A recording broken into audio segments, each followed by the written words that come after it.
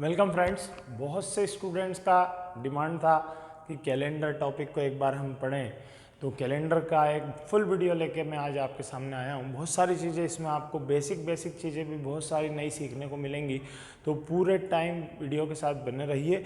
और अगर आप तेज़ी से देखना चाहते हैं तो 2x स्पीड करके भी देख सकते हैं, पर वीडियो को पूरा देखेंगे तो बहुत कुछ सीखने को मिलेगा। तो चलिए शुरू करते हैं। तो ध्यान दीजिए, सबसे पहले हम बात करते हैं कि कैलेंडर आखिर है क्या। तो हमारे सामने एक पूरा साल होता है। पूरे साल में या तो 365 दिन होते हैं या 366 दिन होते हैं।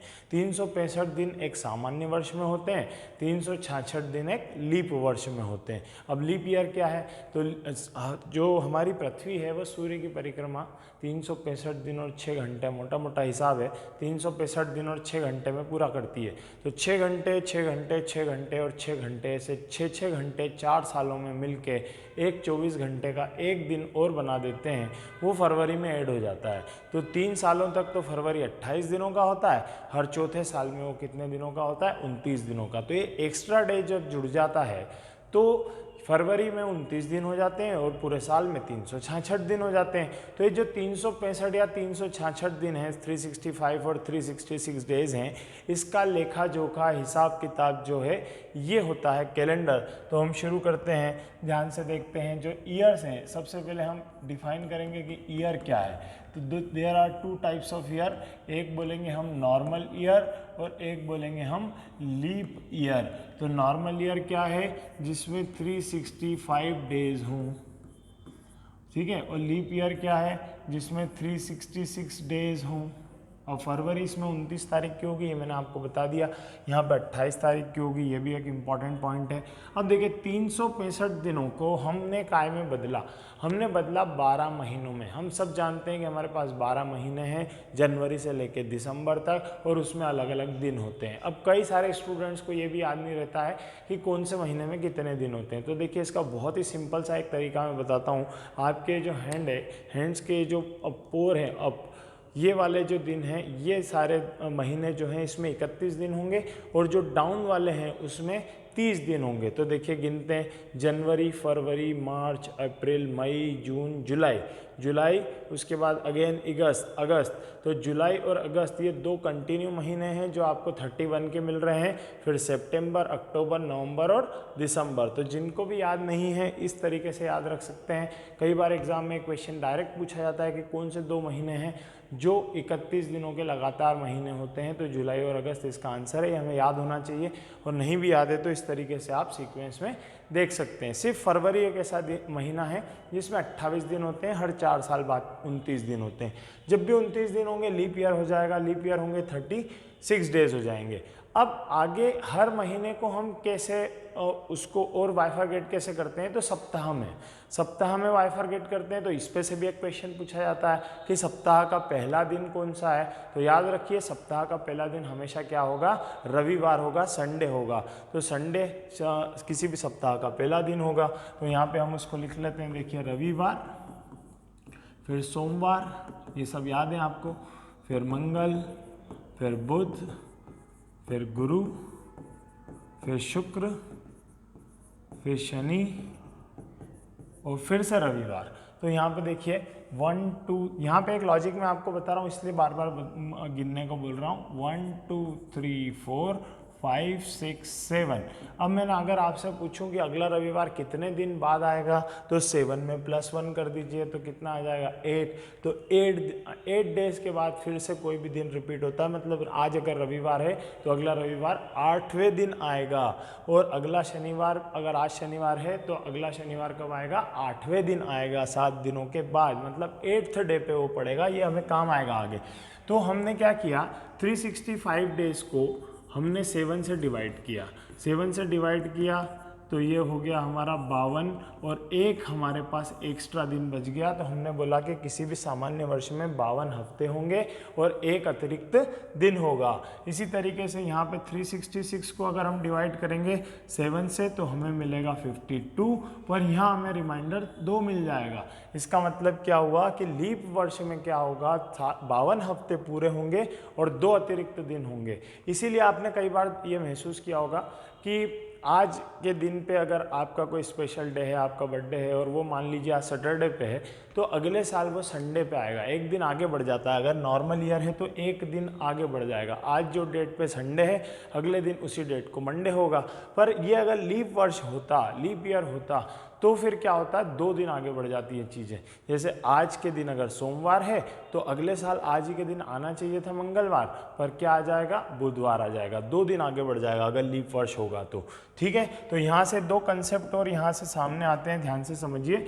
ये हो गया सामान्य वर्ष और ये हो गया लीप वर्ष। तो एक नॉर्मल ईयर जिस दिन शुरू होता है, start day is equals to end day, जिस दिन ये शुरू होगा उसी दिन ख़त्म होगा। इसका मतलब क्या है कि 1 जनवरी को अगर मान लेते हैं मंडे है, तो 31 दिसंबर को भी इस साल में क्या होने वाला है, डेफिनेटली मंडे ही आने वाला है। ये बिल्कुल क्लियर बात है। ठीक है, इसके बाद इसमें देखिए, इसमें क्या होता है, ये जिस दिन शुरू होता है, स्टार्ट जिस दिन होता है वो मान लेते हैं मंडे है, तो उसके अगले दिन समाप्त होगा। ये स्टार्ट अगर ये हो रहा है मंडे को, तो ख़त्म कब होगा, ट्यूसडे को होगा। तो एंड डे इसका क्या हो जाएगा, ट्यूसडे हो जाएगा, क्योंकि इसमें एक दिन ज़्यादा हो गया है ना।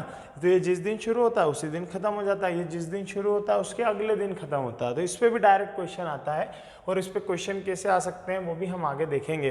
तो देखते हैं कैसे इस तरीके के क्वेश्चन पूछे जा सकते हैं। जैसे मान लीजिए आपको पूछा कि इन 2004 1 जनवरी को मंडे है, तो 30 दिसंबर को कौन सा वार होगा, ये आपसे पूछा।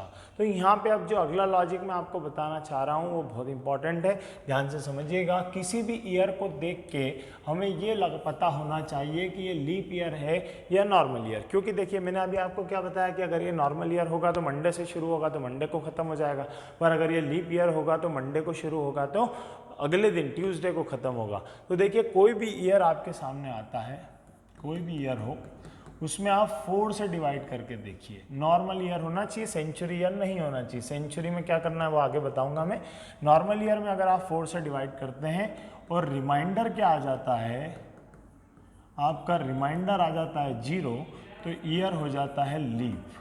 ईयर क्या हो जाता है, लीप। तो यहाँ पे 2004 है, देखिए 2004 में जब हम 4 से डिवाइड करेंगे तो पूरा डिवीजन जाएगा, ठीक है, और रिमाइंडर क्या आ जाएगा, 0 आ जाएगा। यहाँ पे रिमाइंडर से मतलब है हमको, तो ये 5 बार कट गया, 1 बार कट गया, रिमाइंडर क्या आ गया, 0। मतलब डेफिनेटली 2004 क्या है, एक लीप ईयर है। तो अगर ये लीप ईयर है तो जिस दिन शुरू हुआ होगा उसके अगले दिन ख़त्म हुआ होगा। तो इसका मतलब 1 जनवरी को मंडे है, तो 31 दिसंबर का दिन हमें डायरेक्ट मिल जाएगा, क्या होगा, ट्यूसडे होगा। और 31 दिसंबर से एक दिन पहले का दिन पूछा है इसने 30 तारीख का, तो ट्यूसडे के एक दिन पहले क्या आएगा, सोमवार आएगा, मंडे आएगा। इसलिए ऐसे क्वेश्चन का आंसर क्या आ जाएगा, मंडे आ जाएगा। तो इसमें 30 दिसंबर का दिन क्या हो जाएगा, मंडे हो जाएगा। क्लियर है। आगे और एक और चीज़ देखते हैं, एक क्वेश्चन और बदल लेते हैं। मान लीजिए आपको बोला कि 3 जनवरी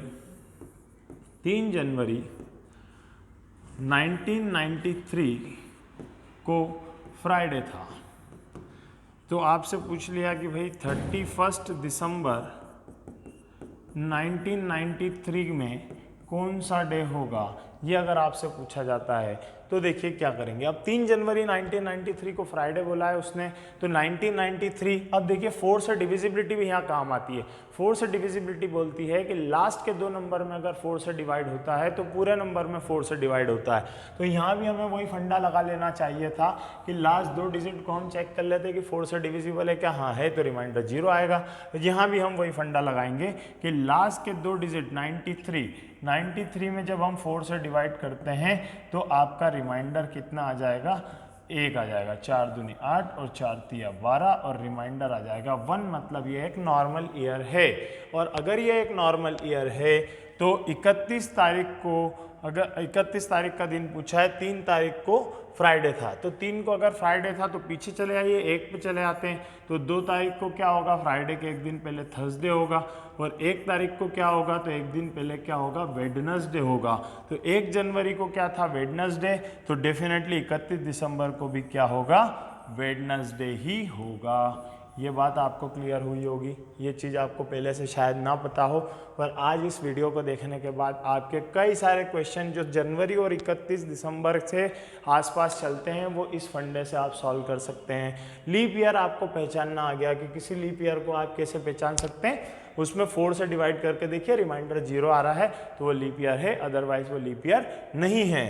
पर अगला फंडा में एक और चीज़ आपको यहाँ पे बताता हूँ जो एक बहुत अच्छी चीज़ है। देखिए, अगर आपको सेंचुरी ईयर आ जाए, शताब्दी वर्ष, ठीक है, शताब्दी वर्ष अगर आपके सामने आ जाए, अब शताब्दी वर्ष क्या होते हैं? शताब्दी वर्ष ये होते हैं 2000 जैसे हो गया, 1600 हो गया, ठीक है, ये सब शताब्दी वर्ष है। मतलब जो सेंचुरी पूरी हो रही है तो जिसके आगे डबल जीरो लगा हो वैसे ईयर्स को 4 से डिवाइड करके लीप ईयर चेक नहीं किया जाता। ऐसे ईयर्स में 400 से डिवाइड किया जाता है लीप ईयर चेक करने के लिए। तो देखिए 2000 में अब क्या करेंगे, हम 400 से डिवाइड करेंगे तो 2 जीरो से 2 जीरो कैंसिल हो जाएंगे, ये 5 टाइम्स जाएगा, रिमाइंडर क्या आएगा 0, मतलब ये क्या है, एक लीप ईयर है। ठीक है, 1600 में भी वही काम करते हैं, इसमें भी हम 400 से डिवाइड करते हैं तो 2 जीरो से 2 जीरो क्या हो जाएंगे, कैंसिल, 4 से इसको देखेंगे 4 टाइम्स जा रहा है और यहाँ रिमाइंडर क्या आ रहा है 0, मतलब ये भी क्या है, एक लीप ईयर है। तो ये चीज़ें क्यों काम की हैं, क्योंकि कई बार एग्जाम्स में क्वेश्चन आता है, वो आपसे पूछता है कि कौन सा लीप वर्ष नहीं है, कौन सा लीप वर्ष नहीं है, ये क्वेश्चन पूछा। ऑप्शन नंबर 1 दिया 1996, ऑप्शन नंबर 2 दिया 1600, तीसरा ऑप्शन दिया 1700 और चौथा ऑप्शन दिया सभी लीप वर्ष हैं, सभी लीप वर्ष हैं, ये दे दिया। तो अब देखिए, अगर आपको ये फंडा पता नहीं होगा 400 वाला तो आप क्या करेंगे, 1996 के लास्ट 2 डिजिट को आप 4 से डिवाइड करेंगे, रिमाइंडर नहीं आएगा, ये लीप ईयर बन जाएगा। इसमें आप 4 से डिवाइड करेंगे, रिमाइंडर 0 आ जाएगा तो ये भी लीप ईयर हो जाएगा। इसमें भी जब आप 4 से डिवाइड करेंगे तो रिमाइंडर क्या आ जाएगा 0 और आप समझेंगे कि ये भी एक लीप ईयर है। तो आप क्या ऑप्शन लगा देंगे कि सभी लीप वर्ष हैं, आप ये आंसर लगा के आ जाएंगे और ये आंसर क्या हो जाएगा, गलत हो जाएगा। क्यों? क्योंकि यहाँ पे ये दोनों शताब्दी वर्ष हैं तो हमको काय से चेक करना पड़ेगा, 400 से डिवाइड करके। तो 1600 को हम 400 से डिवाइड करे थे अभी, तो ये तो लीप ईयर है। पर जब आप 1700 को 400 से डिवाइड करके देखेंगे तो आपको पता पड़ेगा कि 2 जीरो से 2 जीरो तो कट गए, 4 से 16 4 बार और एक रिमाइंडर बच गया। और अगर रिमाइंडर बच रहा है तो ये लीप ईयर नहीं हो सकता, इसलिए इसका आंसर क्या होगा, ये आंसर नहीं है, ये भी आंसर नहीं है, ये 1700 इसका आंसर है। क्यों? क्योंकि उसने पूछा है कि कौन सा लीप वर्ष नहीं है, नहीं है पूछा है उसने, इसलिए आंसर क्या आएगा 1700, क्योंकि 96 भी है, 1600 भी है, पर 1700 नहीं है। तो सभी लीप वर्ष है उसने जानबूझ के लिखा है, क्योंकि वो जानता है कि कई सारे स्टूडेंट को 400 से डिवाइड करके चेक करने का कंसेप्ट नहीं पता है। तो अब आपको पता पड़ गया है, आगे बढ़ते हैं और देखिए किस टाइप के इसमें क्वेश्चन आते हैं। तो ध्यान से समझिए, एक तो इसमें क्वेश्चन आता है कि सेम ईयर में, जैसे आपको बोल दिया मैंने कि आज रविवार है, आज रविवार है और आज 7 तारीख है, तो तीसरा रविवार किस तारीख को होगा, किस दिनांक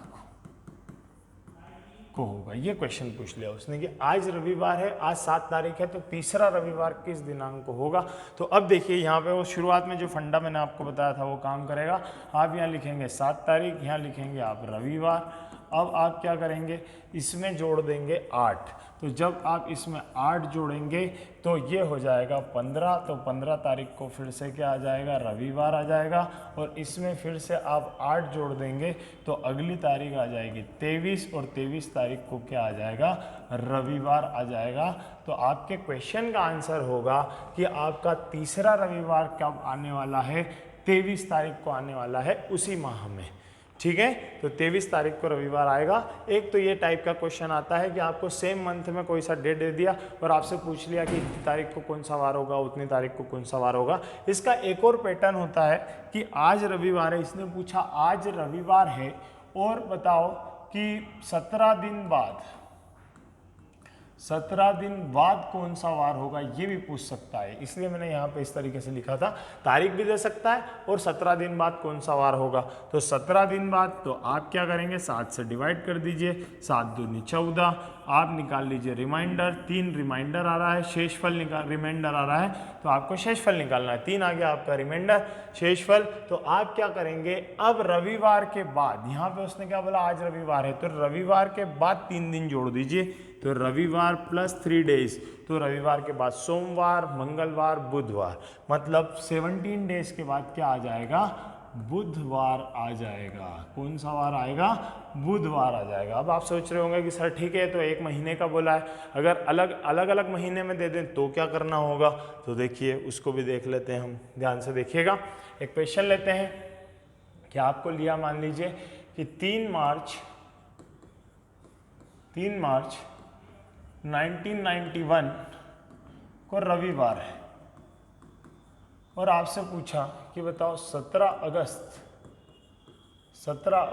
1991 को कौन सा वार है, ये आपसे पूछ लिया। तो आप सबसे पहले ये चेक करिए, जब भी आपके सामने इस टाइप का क्वेश्चन आता है, सबसे पहले आप चेक करिए कि जो ईयर आपको दिया गया है वो नॉर्मल ईयर है या लीप ईयर है। वैसे तो यहाँ फरवरी गुजर चुका है, इसलिए ज़्यादा फर्क नहीं पड़ता। अभी एक और क्वेश्चन लेंगे जिसमें हम फरवरी को बीच में लेके आएंगे, फिर देखेंगे कि क्या फ़र्क पड़ता है। तो देखिए लीप ईयर नहीं है पहले तो 1991, इसलिए कोई फ़र्क नहीं पड़ता। 3 मार्च, अब आपको देखना है कि मार्च में कितने दिन होते हैं, 31 में से 3 दिन जा चुके हैं, मतलब अभी मार्च के पास कितने दिन और बचे हैं, 28। तो यहाँ आप लिखेंगे मार्च और मार्च के आगे लिखेंगे आप 28। फिर अप्रैल में 30, मई 31, जून 30, जुलाई 31 और अगस्त, तो अगस्त में होते तो 31 है, पर यहाँ आपको क्या दिया है 17 अगस्त पूछा है, तो हम 17 दिन ही लेंगे। कितने दिन लेंगे, 17 दिन लेंगे। अब या तो एक तरीका है कि आप इन सबको ऐड कर दीजिए, 7 से डिवाइड कर दीजिए, रिमाइंडर निकाल लीजिए, जो रिमाइंडर आए रविवार के बाद उसको गिन लीजिए। और दूसरा तरीका है कि आप यहीं पे इसको 7 से डिवाइड करते हुए चलिए। तो मैं देखिए आपको एक और चीज़ यहाँ पे सिखाता हूँ। 7 से डिवाइड करेंगे, रिमाइंडर, यहाँ क्या लिख रहे हैं अपन, रिमाइंडर लिख रहे हैं, तो ये आ जाएगा 0। इसको 7 से डिवाइड करेंगे तो रिमाइंडर आ जाएगा 2, इसको 7 से डिवाइड करेंगे रिमाइंडर आ जाएगा 3, यहाँ पे 7 से डिवाइड करेंगे इसको रिमाइंडर आएगा 2। जब भी 31 होगा रिमाइंडर आएगा 3, जब भी 30 होगा रिमाइंडर आएगा 2। तो अब बार बार नहीं समझते हैं, सीधे हमको पता पड़ गया है, यहाँ आएगा 3। और यहाँ पे देखिए 7 दूनी 14, 14 के बाद यहाँ 17 तक जा रहा है, तो कितना आएगा 3, तो 3 और, ठीक है। तो ये सब जोड़ लीजिए आप। अब इसको भी 7 बनाना है हमको, ये सब हमारे रिमाइंडर है, पर ये भी सब आपस में मिलकर 7 डेज तो बना रहे हैं, और 7 डेज क्या हो रहा है, वीक बन रहा है। तो इसको भी देख लेते हैं। देखिए 3 यहाँ पे ले लिया, 2 यहाँ पे ले लिया, 2 यहाँ पे ले लिया, ये बन गए 7 दिन। तो ये एक हफ्ता पूरा हो गया। और कितने बचे, 6। तो यहाँ पे आपका रिमाइंडर जो आने वाला है वो क्या आने वाला है, 6। तो रविवार के बाद 6 डेज बाद शनिवार आता है, तो इसका मतलब है यहाँ पे क्या होगा, शनिवार होगा। आया समझ में आपको, आंसर क्या होगा इसका, शनिवार। क्लियर है। यहाँ पे 5 डेज आता तो रविवार के बाद आप 5 डेज गिन लेते, सोमवार, मंगलवार, बुधवार, गुरुवार, शुक्रवार, छठा दिन शनिवार है। 3 दिन आते हम 3 दिन गिन लेते, 2 दिन आते हम 2 दिन गिन लेते, पर यहाँ हमें क्या लेना है, बेस। तो देखिए ये किस टाइप का क्वेश्चन हुआ, जहां आपको एक बेस डेट दी जाती है, बेस डेट आपके पास होगी और आपको ये गिवन होगी आपको, और आपको एक टारगेट डेट का डे पूछा जाएगा, है ना। यहाँ पे आपको बेस डेट का डे दिया होगा, क्या दिया होगा, बेस डेट का क्या दिया होगा, डे, जैसे यहाँ दिया हुआ है देखो। और आपसे क्या पूछ रहे हैं, ये पूछ रहे हैं भाई कि आप इस टारगेट डेट पे कौन सा डे होगा ये बता दीजिए, ठीक है। तो यहाँ पे आपको समझ में आया होगा। अब देखते हैं हम फरवरी का क्या फंडा है। एक क्वेश्चन ऐसा ले लेते हैं जिसमें फरवरी हो और लीप ईयर हो, तो क्या होता है देखिए, ध्यान से समझिए, यहाँ पे लिया है हमने कि 17 जनवरी 1996 को शनिवार है। तो बताइए कि 15 जुलाई ले लेते हैं। 15 जुलाई 1996 में ही कौन सा डे होगा, ये आपसे पूछा जा रहा है इस बार। तो 17 जनवरी 1996 मैंने आपको सबसे पहले क्या सिखाया कि लास्ट के 2 डिजिट देखिए, तो यहाँ पे लास्ट के 2 डिजिट हैं 96 और वो 4 से फुल्ली डिविजिबल है, तो एक लीप ईयर है। लीप ईयर है तो क्या होगा, फरवरी में दिन आएंगे 29, बस ये याद रखना है। तो देखिए जनवरी, तो सबसे पहले हम लिखते हैं कि जनवरी में कितने दिन बचे हैं हमारे, तो 17 दिन हो गए हैं। जनवरी में 31 दिन होते हैं, तो 17 और 13 30 और एक और जोड़ दीजिए, तो 14 डेज जनवरी में बाकी हैं। फरवरी में कितने दिन होते हैं, तो 28 होते हैं, पर 96 है इसलिए 29 होंगे। फिर मार्च में 31, अप्रैल में 30, मई में 31, जून में 30 और जुलाई में यहाँ 15 दिए हैं, तो जुलाई के दिन हम क्या ले लेंगे 15, और फिर हम वही काम करेंगे रिमाइंडर निकालने का। तो अब फिर से रिमाइंडर निकालते हैं। देखिए क्या करना है, यहाँ पे 7 से डिवाइड करेंगे, रिमाइंडर क्या आ जाएगा 0, यहाँ क्या आ जाएगा 1, यहाँ क्या आ जाएगा 3, यहाँ क्या आ जाएगा 2, यहाँ भी 3, यहाँ 2 और यहाँ फिर से 1, 7 दूनी 14, एक रिमाइंडर बचेगा। अब इनको फिर 7 बना लेते हैं, तो देखिए 3 + 3 6 और +1 7 और 2 + 2 4 +1 5, तो रिमाइंडर क्या आ गया 5। तो शनिवार के बाद 5 दिन जोड़ लीजिए, रविवार, सोमवार, मंगलवार, बुधवार और गुरुवार। इसका मतलब यहाँ पे कौन सा वार आने वाला है, गुरुवार आने वाला है। आया समझ में, क्लियर है। अब एक और क्वेश्चन लेते हैं जिसमें हम कुछ आगे बढ़ेंगे, साल आगे बढ़ाएंगे हम इसमें, ठीक है। तो देखिए एक और क्वेश्चन लेते हैं जिसमें हम लेते हैं यहाँ पे क्वेश्चन कि 3 जनवरी 1991 को हम ले लेते हैं, फ्राइडे था, इट वॉज फ्राइडे। तो आपसे पूछा है कि बताओ 17 मार्च 1993 में कौन सा डे होगा, ये पूछ लिया आपसे। 2 साल आगे का क्वेश्चन लिया है मैंने। एक और क्वेश्चन लेंगे जिसमें कुछ और साल आगे बढ़ जाते हैं, और भी कई सारे फंडे बहुत सारी चीज़ें आज आपको मैं इस वीडियो में सिखाऊंगा। 2 वीडियो बनाऊंगा, ये पहला वीडियो है, एक और वीडियो है, उसमें मैं आपको leap years, leap century year के सेल रिलेटेड सारी चीज़ें बताऊँगा। तो दोनों वीडियो को एक बार देख लीजिए, कोई क्वेश्चन में समस्या नहीं आएगी, ध्यान से देखिएगा। 3 जनवरी 1991 को क्या है, फ्राइडे है, तो देखते हैं 3 जनवरी 1991 ये क्या है, ये एक नॉर्मल ईयर है। तो हमने क्या सीखा कि नॉर्मल ईयर में अगले साल एक दिन आगे बढ़ जाता है, तो हम सीधे कहाँ पहुँच जाएंगे, 3 जनवरी से पहुँच जाएंगे हम 3 जनवरी 1992 पे। 1992 में फ्राइडे के बाद क्या आ जाएगा, सैटरडे आ जाएगा। क्या आ जाएगा, सैटरडे। और यहाँ पे देखिए 1992 एक लीप ईयर है, 92 के बाद 96 के बाद 2000, ये सब लीप ईयर की सीरीज है। तो 92 एक लीप ईयर है, पर लीप ईयर होने के बाद भी जनवरी की बात हो रही है, इसलिए अभी 29 फरवरी का दिन इसमें आया नहीं है। तो अब हम कहाँ पहुँचेंगे, 3 जनवरी 1992, और इससे हम और आगे बढ़ेंगे क्योंकि हमें 1993 में जाना है मार्च पे, तो हम एक साल और आगे बढ़ते हैं। तो 3 जनवरी 1993 को सैटरडे के बाद आना चाहिए था संडे, पर अब क्योंकि फरवरी आ गया है, ये लीप ईयर है, तो संडे की जगह क्या आ जाएगा, मंडे आ जाएगा। क्या आ जाएगा, मंडे। अब देखिए ये बन गई हमारी बेस डेट, ये हमारी बेस डेट बन गई क्योंकि हमारा टारगेट ईयर आ गया है। हमें निकालना है 17 मार्च 1993 का दिन। तो अब हम देखेंगे कि किस में कितने दिन बचे हैं। तो देखते हैं जनवरी में कितने दिन बचे हैं। तो जनवरी में 3 जनवरी दिया है, तो 28 दिन और बचे हैं, ये 28। जनवरी के बाद फरवरी, अब ये 93 नॉर्मल है, तो ये भी 28 दिन। और मार्च, तो मार्च में है 17 दिन। तो देखिए रिमाइंडर निकाल के देख लेते हैं। यहाँ पे 7 से डिवाइड करेंगे 0 आ जाएगा, 7 से डिवाइड करेंगे 0 आ जाएगा, 7 से डिवाइड करेंगे 7 दूनी 14 और रिमाइंडर आ जाएगा 3। तो रिमाइंडर को हम मंडे को से 3 दिन गिन लेते हैं, तो ट्यूसडे, वेडनेसडे, थर्सडे। तो इसका मतलब यहाँ पे क्या होगा, थर्सडे होगा। मेरे ख्याल से आपको ये सारी चीज़ें समझ में आई हैं। अब और कुछ क्वेश्चंस लीजिए, प्रैक्टिस करके देखिए, और बाकी इसके बाद के और भी बहुत सारी चीज़ें होती है वो मैं नेक्स्ट वीडियो में आपको कवर करूँगा। इस वीडियो से आपने कुछ सीखा हो तो कमेंट करके ज़रूर बताइएगा। चैनल को लाइक करिए, सब्सक्राइब करिए। Thank you very much.